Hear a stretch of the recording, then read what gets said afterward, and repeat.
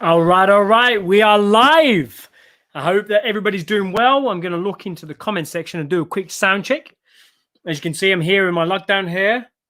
Haven't had a haircut in 8 weeks. I love it. Just want to welcome everybody who's watching live and obviously people on the replay. If you're watching this on replay, obviously hit 8 because you're late and skip to probably the 3-minute mark where I'm just kind of going to share some basically the insight into what we're kind of talking about today. If you're watching this live, hit 5 in the comment section below because you basically give yourself a high 5. You're on time. And if you're new, this is the first ever sort of live video or video you've seen from us, Massive Menopause, then hit 2 because you're new and we'll reach out to you. So yeah, we will be discussing why diets fail. And I'm just going to look in the comment section to make sure that there's any sort of kind of pre-talk questions are answered. I'm looking forward to today. We're going to get started in about 1 minute. I'm just going to share this, make sure we're all good. I think we are live. We're live on YouTube as well today, which is fantastic. We're discussing why diets. Hey, Lynette, how are you? We're discussing why diets fail. And right, allow me to kind of indulge myself here a tiny bit. Nice, Jeanette, welcome. Allow me to indulge myself because I want to, before I get into this, I want to ask you, just by kind of show of hands in the comment section, has COVID-19 directly or indirectly affected your weight or your menopausal symptoms or your mindset towards health in lockdown? And I mean that either positively or negatively. If it has, just comment 19 in the comment section because I want to see how we can potentially help, right? I am keen to, this is why we set up this menopausal support group in Facebook right at the beginning in April, kind of when this coronavirus stuff took off and people were going into lockdown. We set this support group up and the support group has obviously reached 47,000. We just tried to maintain it now and keep the support in there. So yeah, I would like to kind of see by show of hands. So hit 19 if COVID-19 has directly or indirectly affected your weight, menopausal symptoms, or your mindset towards your health in lockdown. We're going to kind of touch on a lot of things. Basically, what I'm going to guide you through on why diets fail, but also what causes them to fail and how we can optimize our lifestyle to alter our attitude to dieting, in quotes. So let me start. Right, I've hit the 3-minute mark. I'm going to crack on.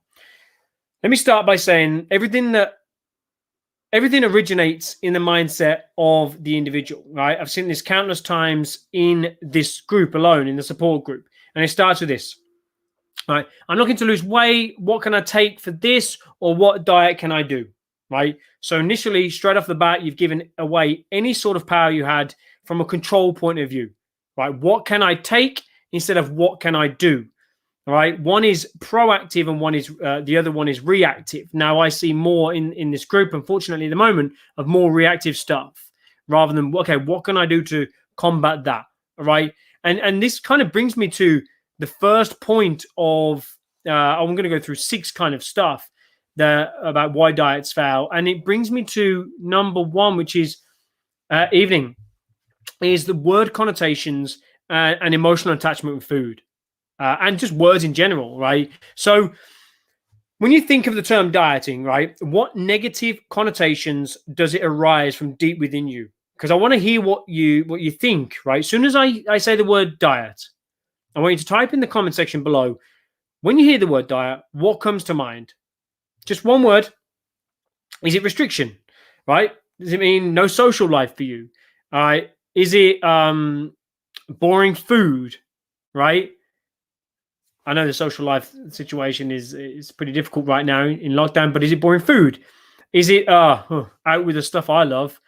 Or is it just veggies that come to mind? So we've got in the comment section, we have restriction, we have no chocolate, we have restriction again, and we just say, hey, everyone's saying, hey. Because for me, like, instantly when I hear the word diet, I think of restriction. And I just, for some reason, I think of chicken and broccoli. Bloody hell. I love chicken and broccoli, but just imagine how plain that is on their own. So I am keen to hear. Obviously, yeah, everyone's saying restrictions. Everybody's saying restrictions. So it's a common thing that you're experiencing, right? You are you hear diet, you hear restriction often. It's always negative, isn't it? Right? Now, I'd also like to hear in the comment section, have you had a previous negative experience with dieting or a diet? Right? Now, all we're going to do is comment with the word yes or no in the comment section. Somebody said, diets don't work. As soon as you deny your body certain foods, you instantly crave it. I do believe that is I do believe from a gut standpoint that is true. I do believe that. I'm going to just pop that off now. Yeah. Yes, Lynette says, yes. See, there's just a lot of yeses coming through where you've had a negative experience with dieting. Now, obviously, you can share your thoughts in the comment section below. You can connect with other members, other menopausal ladies. But I think that for me, the word diet, I think it elicits a fear of social expectations and a certain sort of pressure. Would you agree? Because I think the word dieting in its purest sense means a fixed time-bound period where kind of goals are set and maybe around losing a certain amount of kilos or stone. And I appreciate that time-bound goals are really crucial in any sort of smart goal setting, like smart, measurable, attainable, realistic, and timed. I appreciate that. But I think that we have to start to remove anyway this word in relation to dieting. And this is something that we discuss over and over again inside the MWM Club, right? In February, we have a series starting on food psychology, which it's fantastic. We'll discuss it across the month. How to tackle emotional eating, sugar cravings, binging, how to understand why you're doing what you're doing. Now, at the fundamental core of dieting, right, for every person in menopause or post-menopause, dieting equals a caloric deficit. Now, how we go about that is different. That's where we should be individualized. But I think that the caloric deficit is crucial to fat loss, right? We want to lose fat from around our stomach. I appreciate that. But these deficits only work for a limited period of time. What happens sometimes is there's a down regulation of your metabolic rate. And we discuss a lot of the mechanics of that inside the MWM Club. But to be honest, I don't think menopause is the kindest to you in terms of metabolic rate. We have decreased bone density. We have decreased muscle mass. So our metabolic rate is just kind of going choo, choo, choo, choo, choo. Right. Anyway, talking about time goals being crucial, right? The smart goal setting, the word dieting refers to what part? The sort of the part where you want to lose fat, the weight loss phase, and it doesn't consider the time after. And when we diet, right, most of us we can be strict, right, and it is the point at which the diet ends. For example, you do a 4-week diet, 6-week diet, you're fantastic, you're strict, you're feeling on top of the world. Diet ends, you lose your weight, overeat, regain the weight, causing just that kind of feeling guilty, lethargic. We kind of perpetuate that yo-yo diet mentality. What is the problem? Well, what is a solution to this problem? What is most people's solution? Because is it, or do they continue to diet indefinitely? Because strict rigidity, Dean, is better than the comparable guilt of perceived failure, right? Now, I don't think those two, I think this is a false dichotomy, right? I think that these aren't the only two issues, the only issues available to us, but we perceive them to be, right? Now, I want to address how we overcome this issue, because firstly, I want to remove the word time bound, right? Dieting, I hate that word. I'm on a diet. I'm dieting. No, I want you to replace that with, I've kind of just flipped up my lifestyle. Remember, for anybody looking to enhance fat loss and they get their menopausal physique in better shape feeling better, better joint, no joint aches, things like this, it's going to require ongoing support rather than 7-day challenge. I appreciate that. Or an 8-week push. Like for menopause, this is particularly even more important as a greater focus is on enhancing health. As you're going through menopause, there's increases in health conditions like type 2 diabetes, cardiovascular disease, osteoporosis, which is also brittle bone disease. And so now that we've established, okay, we need to start calling it a lifestyle. We need to start, I want to change my lifestyle. All right. We, inside the MYM Club, we refer to these kind of periods of dieting as phases. And we know that we can't permanently diet, nor would we want to. So that's just a phase. There's going to be diet break phases. For example, if somebody has 100 kilos to lose, they will not be dieting with us for 2 years nonstop. There's going to be diet break phases and maintenance phases so that we can build the sustainability into their plan. Imagine 2 years of nonstop dieting. How miserable would that be?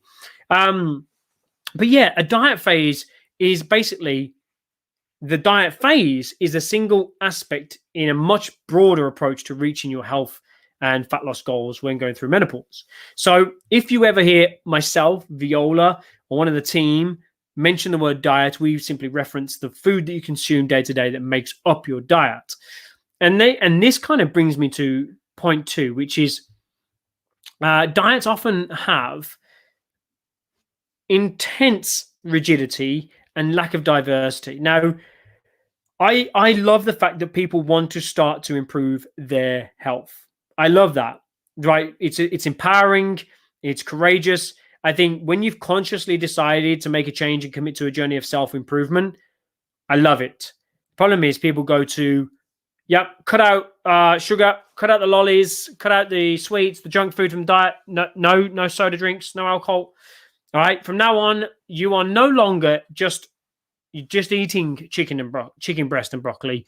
You are chicken breast and broccoli. You've become the vegetable because it's all you think about. It's all you can have. And the problem is this. Yeah, it's fantastic for the first week. Well, say fantastic. The results are fantastic for the first week.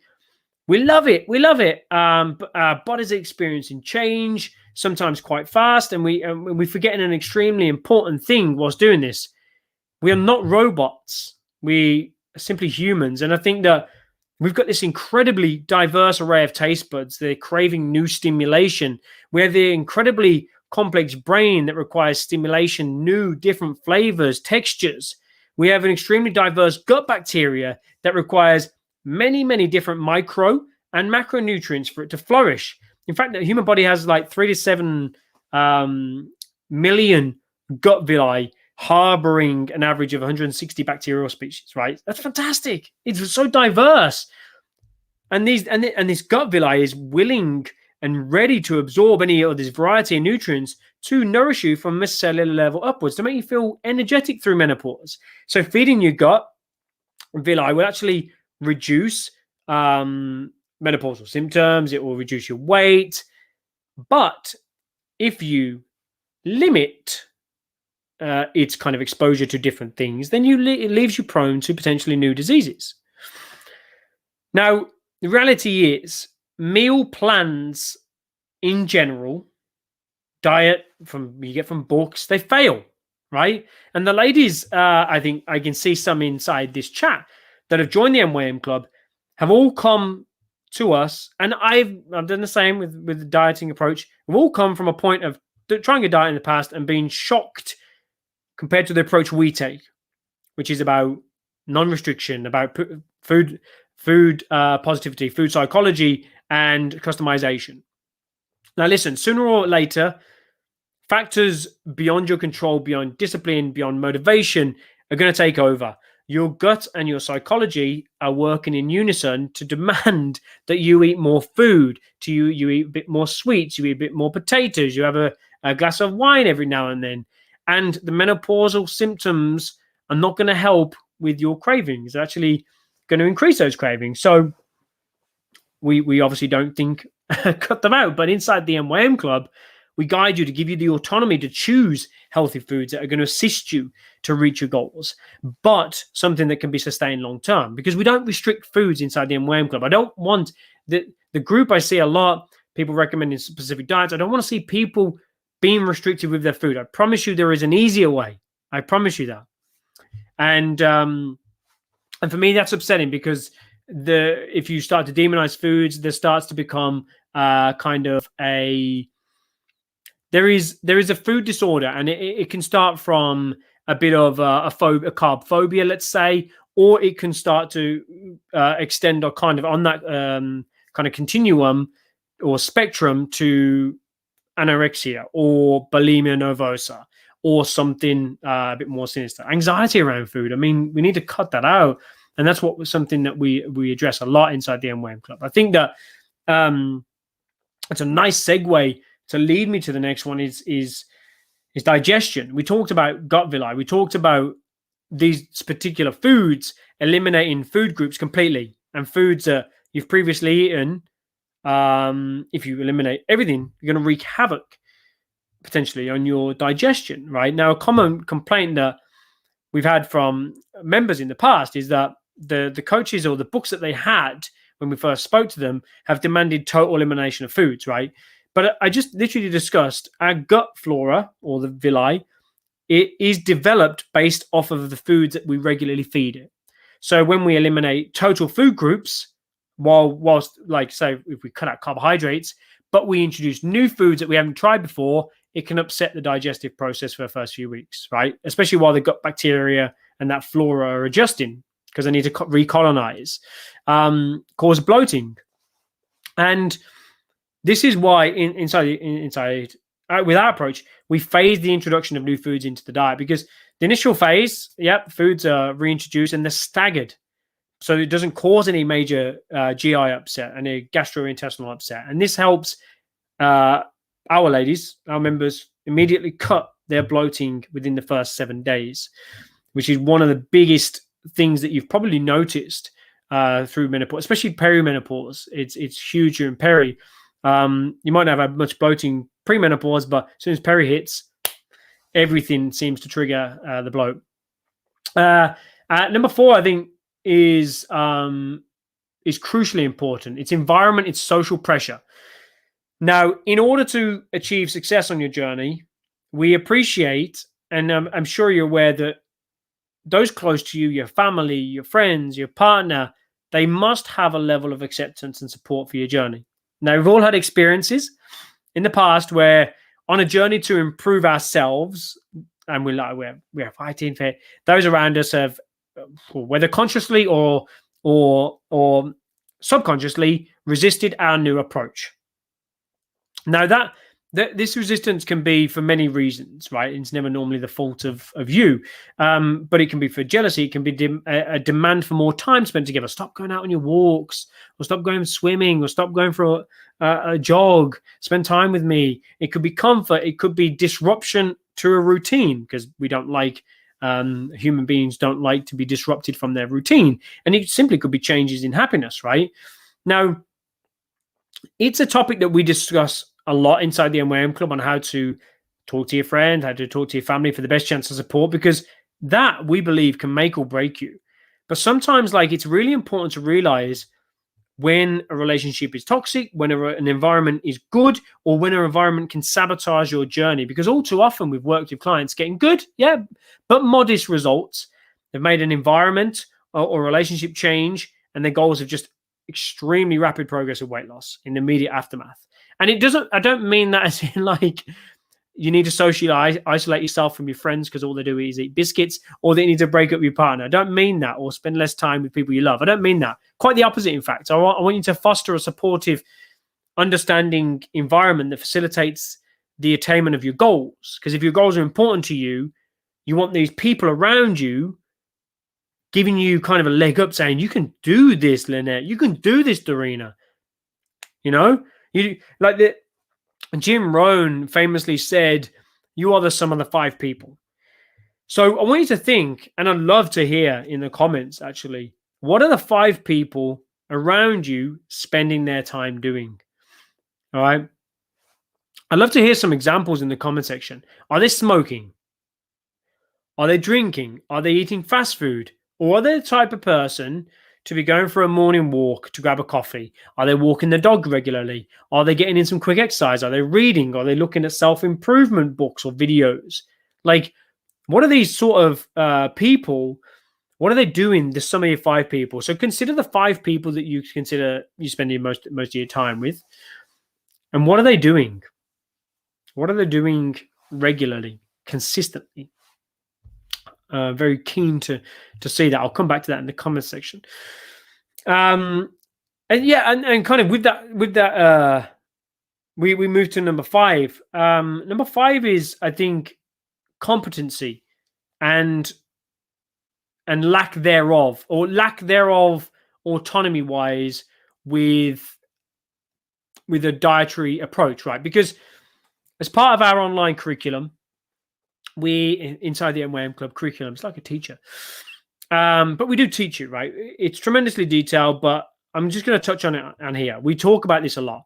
So we, as your coaches, and I hope that every other coach would be like this, but we as your coaches want you to feel a part of the process.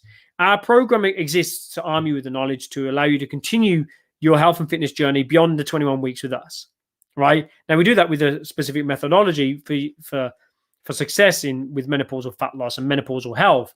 But because we really detest coaches and diets that give you like food plans or menu plan, and they say, hey, follow this and then come back to me next week, we'll change it up. I mean, all that does is it fosters a master-slave relationship rather than a partnership. Now, our partnership aims to give you autonomy. It gives you the ability to create an effective change when things aren't going to plan. All right? Or it gives you competency, where it's the confidence in knowing kind of, I have the ability to make this change. And if I don't know how to do it myself, my coach is over there to kind of guide me in the right direction. You've got the ability to speak to us about how we can assist them to make sure that the weight loss is going to happen this week.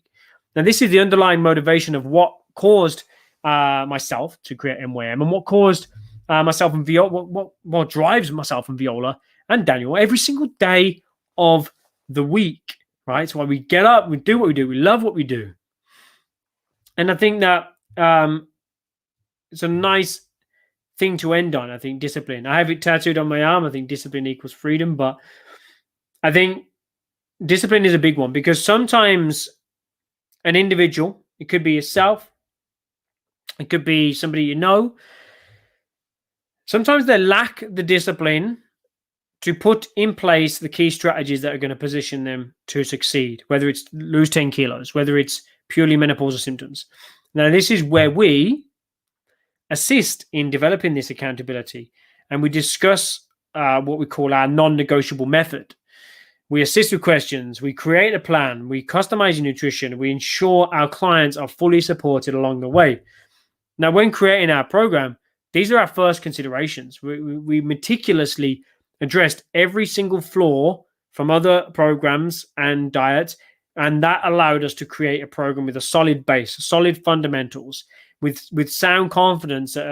We are setting you up for those that partner with us, right? So for those that we partner with for life, after 21 weeks, it's not just 4 weeks, not just 21 weeks, but for life.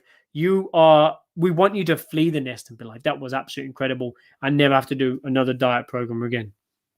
So I think that I've touched on why diets fail. I do want to discuss, obviously have a look through, answer any questions. If you do have any, you can see the mic here.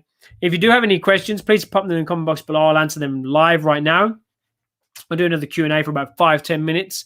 Other than that, if you want to find out more about the MWM Club, just comment me below. I'll flick you a message, or myself or Viola will flick you a message. Reach out, because I think that it's tremendously important that you take control of your menopausal health whilst you can, right? I think that during lockdown, it's a very, very, even if you're not in lockdown, I think that for us, lockdown is a strange situation, because there's a lot of things that we can't do, but there's plenty of things. There's even more things that we can do.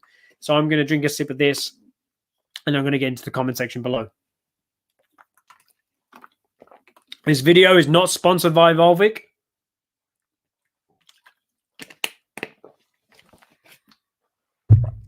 Alrighty, let's have a look at the comments and we'll get into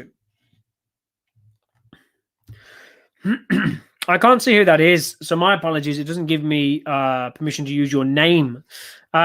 Yes, Perry here, and not increased eating. Not increased eating, walked 4 miles a day, and still I gained weight. So that is why I threw my scales away, because I was walking after lockdown and gained. I was devastated, so battered my scales and threw them away. I can't decrease the amount I eat because apparently I don't eat enough. I'd like to understand a bit more about that situation, because I think that I appreciate the emotional attachment with the scales, and nothing feels worse than you feel like you're doing something right, and then the scales tell you otherwise, and you're like, I've actually tried to make improvements, and I'm actually going backwards. So you're spinning your wheels. So I'd love to connect and see if we could help, if that's something that you definitely want to. I find I'm fighting a losing battle with mine. I had my healthy dinner yesterday, and the boys are eating pizza. There's nothing wrong with that, Dorina. For example, what I would do with you is Friday nights, pizza night with the boys. You know, have it with your family, Friday night pizza. And you shouldn't feel guilty about having that. You shouldn't be there with your Tupperware, chicken and broccoli. You know, I don't think that pizza in and of itself is bad. Pizza every day is going to derail you. Hubby eats ice cream. Son eats too many biscuits. I can see why the biscuits. It's very English, that is, as well. Lynette, I know you're South African, but it's just delicious. I love biscuits. Jack, my son, does come for walks with me and reads on his Kindle when I do. That's mint. I love that. You still, because that walk, you're connecting together as well. So that's one of the non-negotiables, which Dorina, you're connecting, which is fantastic. It's one of the human needs. I ignore everyone that eats around me. I block them out. I refuse to watch them eating ice cream, biscuits, cake, and sweets. So the goal here is, forgive me, I can't see your name. The goal here is to create a plan where you can have ice cream, biscuits, cakes, and sweets, but you still get the results that you want. I don't know what the results are. Maybe it's weight loss. Maybe it's menopausal symptom reduction. I don't know, but I want you to be able to facilitate a plan that you can have that stuff, not feel guilty, still lose weight. Have a look at these. Whoa, a lot of comments coming in. My family eat things I don't want to eat. I have to have the willpower to not eat them. They are supportive with the exercises and walking. So with the eating, willpower is finite. Okay, you're going to get a certain amount. Imagine you get 100 HP at the beginning of the day. As you make these decisions throughout the day, like whether to take a left or right on the way to work, or if you're home, whether to what should I have for food for lunch today? You're depleting your willpower constantly depleting it. And there will come a time where you have pretty much none left.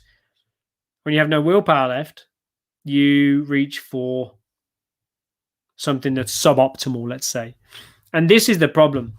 If you had a plan in place, it doesn't matter whether your willpower is depleted, because you'd still hit your goals because you have a specific plan in place. That's something we can definitely help with. Hubby is with me every step of the way. He's lost a stone too. That's incredible, Jeanette. Incredible. Love it.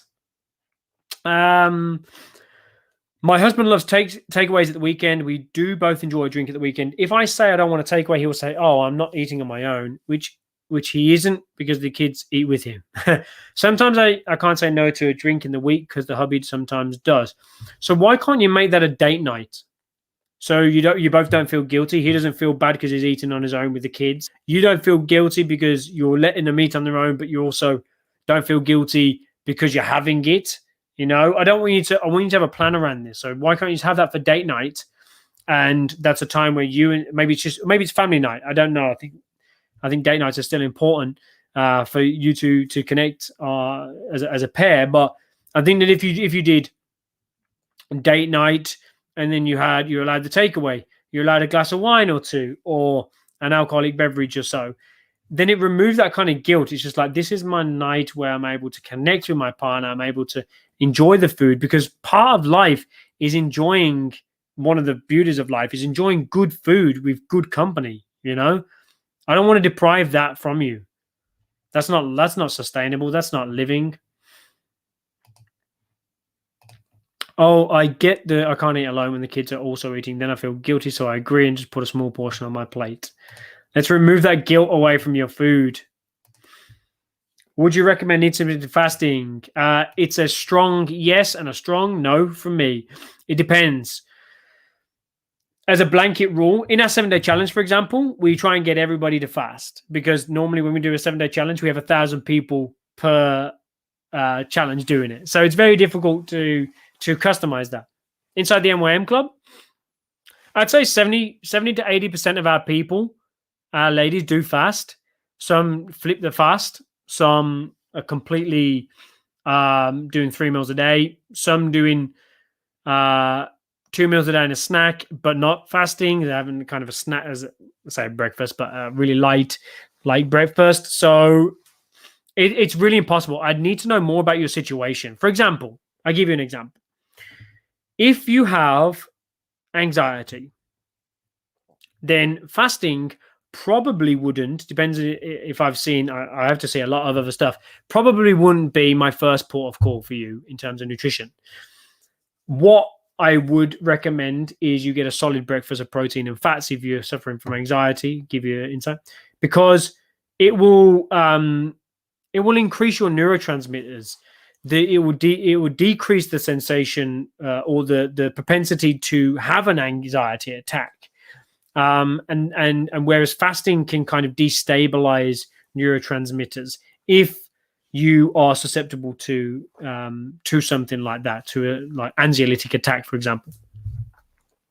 Somebody said, I prefer Evian. Savages. I got great loss, but I'm not sure if I'm dieting. I need to know a bit more information about that. I've got great loss, but I'm not sure if I'm dieting. So if you've lost weight, then you would be, at some points during that journey, you would have been in a calorie deficit, whether by accident, it can happen. All right. It can, I don't know what time frame you're talking there.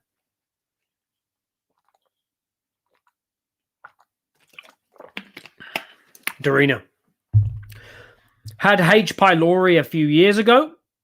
Where is it? Had H. pylori a few years ago, and my stomach has never really been the same. I get a lot of bloating, which doctors always attribute to maybe being IBS, irritable bowel syndrome, for those that are not sure. Can my bloating be down to having this ages ago? 100%. If you haven't addressed H. pylori, then it could be.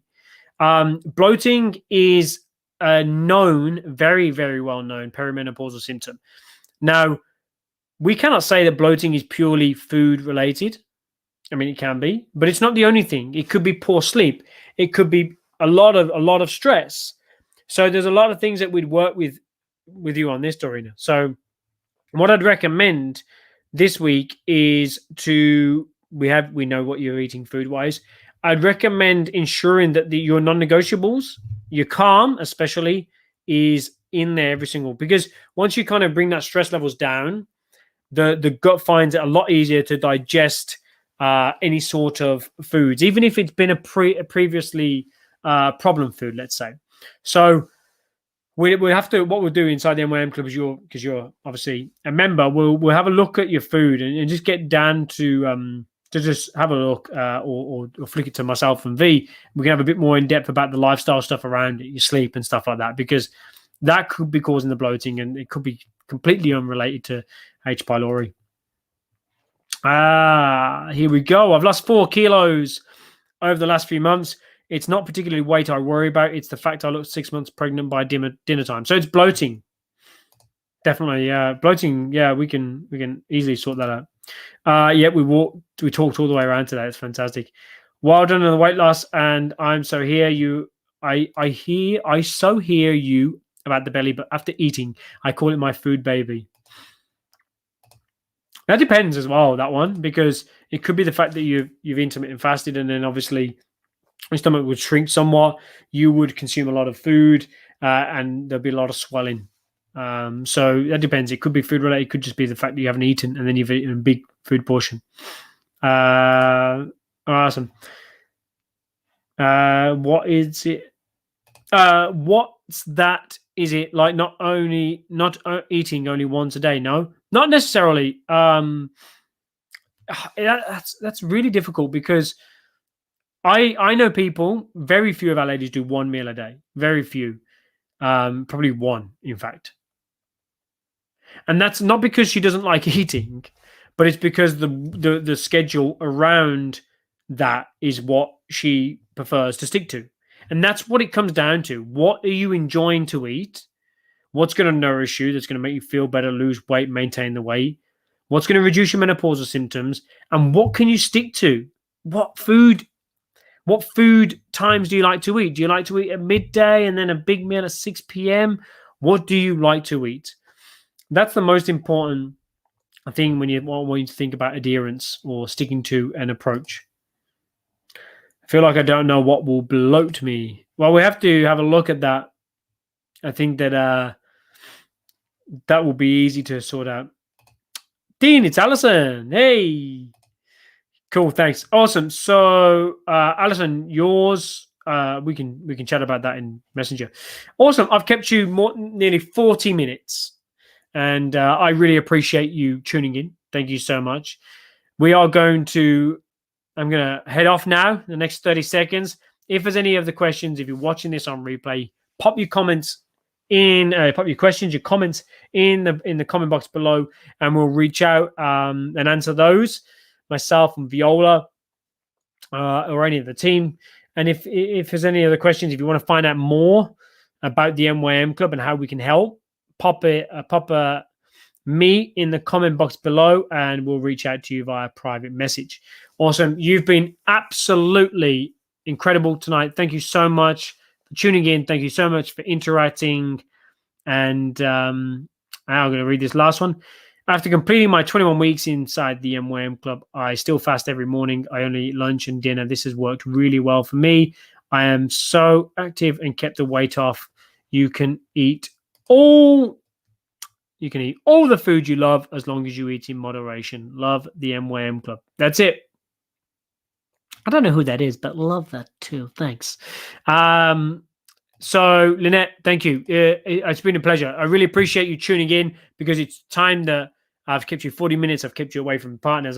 But it shows to me that you really care about moving your health in the right direction. You're trying to move it forward. I appreciate that, and I appreciate you tuning in. Thank you so much, and we'll see you next Wednesday for the weekly live in this group. All right, speak to you soon, and good